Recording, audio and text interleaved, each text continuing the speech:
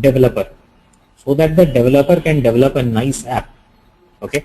Usually what happens is developers are people who are very much technical in their approach. Right? They understand technology, they understand technical things, they understand logics. But customer is a person who talks in the functional side, right? So he does not know how a developer, what will a developer understand or not. So functional consultant basically acts as a bridge between the developer and the client, right? So functional consultant role is also, pretty important role, and it's a client facing role, and it also has, good growth and opportunities for, the career growth and all that. Now this developer and functional consultant are the roles which have good demand in market. I'm not saying that end user, anyhow, we're not talking about end users, but I'm not saying that administrator does not have demand and all. But if you're talking about making a career into Salesforce long run, either you should be targeting functional consultant or developer.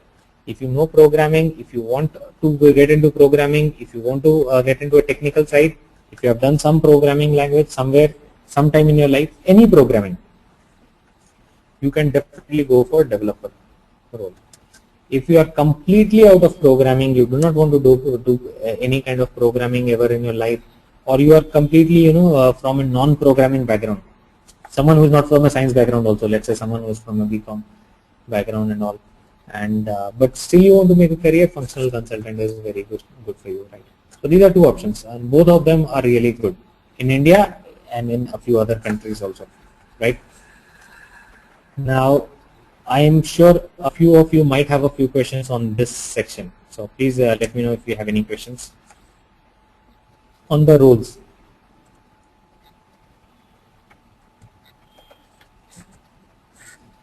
Seems there are no questions at this point of time. So let me go to the certification section. Okay, yeah. Please Hi, this is Santosh here. I have a question. I was told that either we can go as a functional consultant or developer. So to become a functional consultant, we should know programming also, right? No.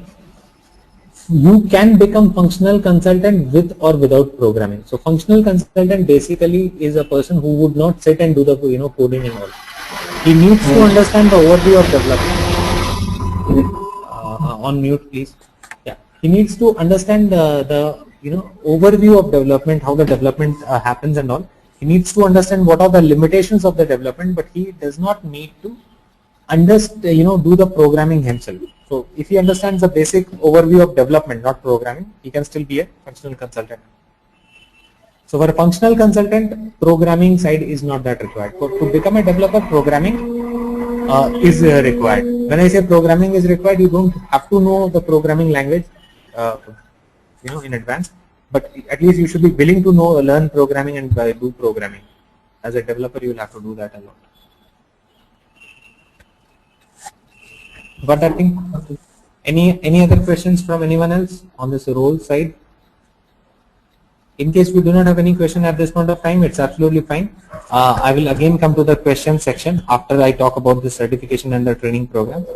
I will just come back to this thing, and you can have your questions prepared by then. Okay, so the next thing that we're going to talk about is the certification. So there are, as I said, there are these 3 roles. So there are 2 certifications for each role. For admin, there are 2 certifications, 201 and 401.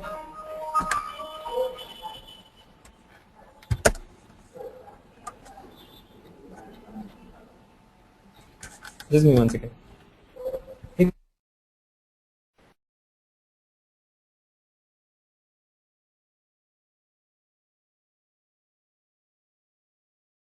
Yeah. So for admin, there are 2 certifications. One is 201, one is 401. For development, there are 2 certifications. Sorry, not 201, 401. Sorry, 201 and 301. For development, there are 2 certifications, 401 and 501. So 401 is basic development, and 501 is the advanced development. And for consultant also, there are 2 certifications. One is Sales Cloud Consultant, one is Service Cloud Consultant. So there is no 401, 501 kind of thing here.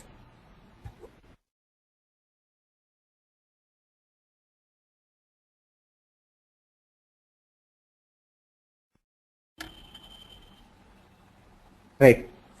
So got that thing? Jeet, I have a question.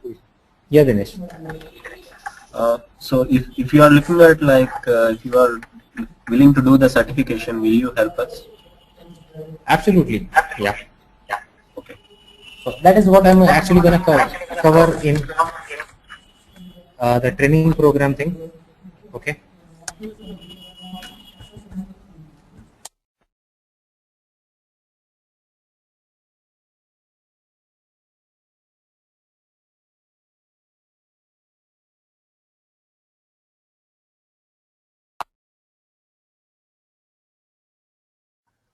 And Jeet, one more question, like what are the cost of the certifications?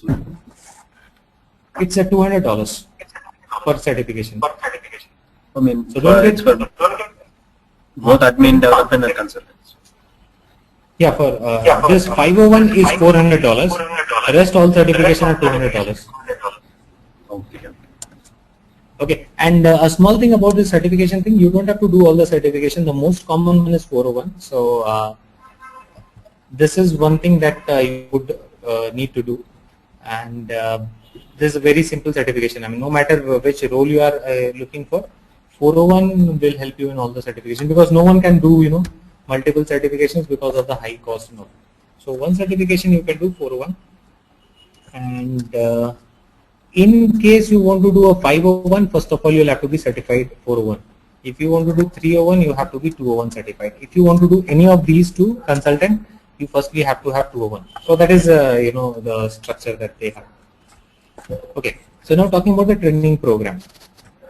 So what kind of a training program are we going to do?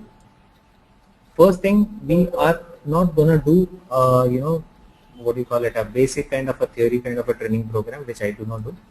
My complete, I mean, people who had a good discussion with me prior to this, they might be aware of this, that I have been working on it for almost 7 years.